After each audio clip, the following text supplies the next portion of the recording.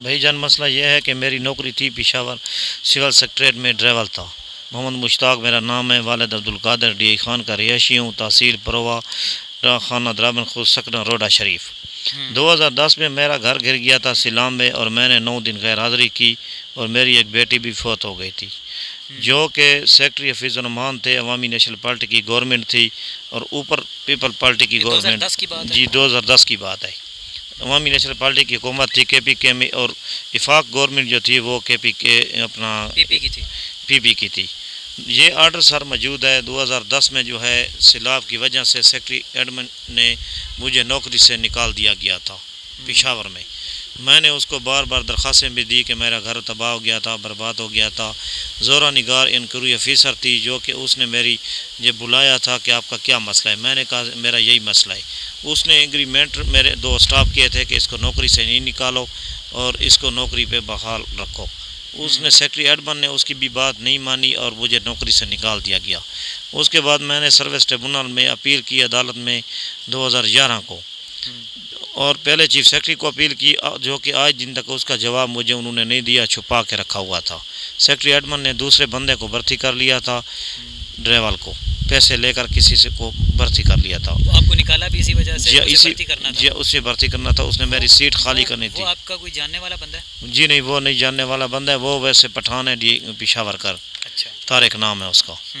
اور دوسری بات یہ ہے کہ سر یہ میں نے سروس ٹریبونل میں کیس کیا، عدالت نے مجھے 3/8/2017 کو بحال کیا۔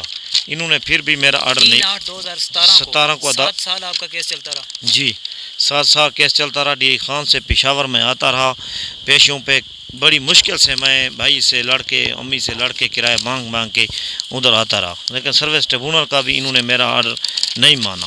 پھر یہ سپریم کورٹ لے کر گئے، پھر وہاں سے ریمانڈ ہوا، پھر در بدر کی ٹھوکریں کھا کے، جو کہ آج دن تک مجھے انصاف نہیں ملا۔ میں اس لیے اسلام آباد میں پہنچا ہوا ہوں کہ میرے چھوٹے چھوٹے معصوم بچے ہیں، اور میرا گھر کا گزارا نہیں ہو رہا۔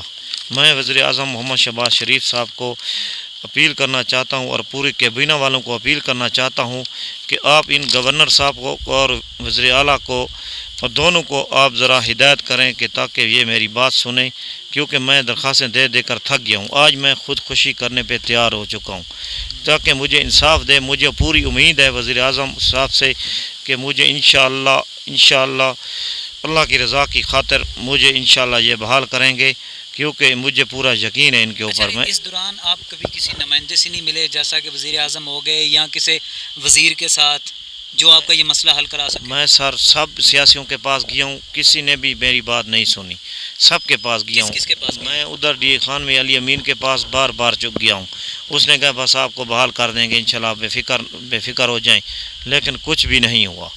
اس کے بعد کب ملے آپ انہیں؟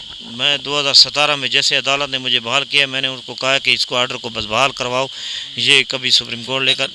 کے پی کے میں پچھلے 10 سال جو ہے وہ پی ٹی آئی کی حکومت رہی ہے، اس دوران بھی آپ کا کچھ کام بھی نہیں ہوا سر۔ میں نے صدر جمہوریت، صدر پاکستان عارف علوی صاحب کو اپیل کی ہوئی ہے، جو کہ آج دن تک مجھے کوئی جواب نہیں ہوا۔ ٹھیک ہے، سپریم کورٹ میں اپیل کی تھی، ادھر بھی یہ لے کر گئے تھے، ادھر سے بھی مجھے کوئی انصاف نہیں ملا۔ آج میں بیوی بچوں سمیت خودکشی کرنا چاہتا ہوں، کیونکہ میرے ساتھ ناانصافی ہوئی ہے، مجھے انصاف دلایا جائے۔ میرے چھوٹے چھوٹے معصوم بچے ہیں۔ وزیر اعظم صاحب اور مریم نواز صاحبہ کو میں کہنا چاہتا ہوں، اور رانا ثناء اللہ صاحب کو اپیل کرتا ہوں، رحم کی اپیل کرتا ہوں کہ اس بات کا نوٹس لیں اور مجھے انصاف دلایا جائے، تاکہ میرے گھر کا گزارا ہو جائے۔ مجھے تنخواہ نہ دیں، مجھے بحال کیا جائے، یا مجھے دوبارہ نوکری پہ ایڈجسٹ کیا جائے کسی اور جگہ پہ، کیونکہ میری ابھی عمر ختم ہونے والی ہے، جو کہ 5-6 مہینے رہتی ہیں۔ 40 سال سے تو پھر میری عمر بھی بڑھ جائے گی، نوکری بھی نہیں لگے گی، تو میں اس دوران آپ لوگوں کو۔ اچھا چلیں، اپیل تو آپ نے کر دی ہے وزیر اعظم سے بھی، اور مریم نواز صاحبہ سے بھی، دیگر اداروں کے ساتھ بھی آپ نے اپیل کر دی ہے۔ اگر وہ آپ سے رابطہ کرنا چاہیں تو اپنا فون نمبر بتا دیں آپ۔ میرا نمبر ہے سر 0343528105، محمد مشتاق۔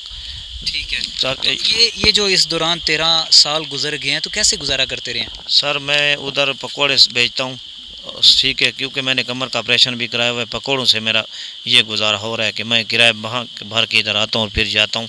ابھی بھی میں ایک بھائی سے لڑ کے، یقین کرو کہ میں نے ایک گندم کا گٹکا بوری اس نے مجھے دی، وہ بیچ کر اس کے انہیں کہا کہ چلو اللہ تعالیٰ آپ کا صدق کرے، جاؤ، اب شاید ہو سکتا ہے کہ کام ہو جائے۔ وہ گندم کا ایک میں نے 5,000 کا گٹکا بیچ کر ادھر پہنچا ہوں۔ جو کہ میں نے در بدر کی ٹھوکریں کھا رہا ہوں. اور میں نے آج بھی وزیر اعظم ہاؤس کے سامنے بھی گیا تھا. جو میں ادھر جاتا ہوں میری درخواست لیتے ہیں, اور پہلے بھی میں نے 10 دفعہ درخواستیں دے چکا ہوں, جو کہ یہ درخواست ہے. کوئی اس پہ جو ہے نا میری بات سننے پہ تیار بھی نہیں ہے. ٹھیک ہے, لہٰذا مہربانی کریں اور مجھے بحال کریں. ناظرین یہ درد دل ہے.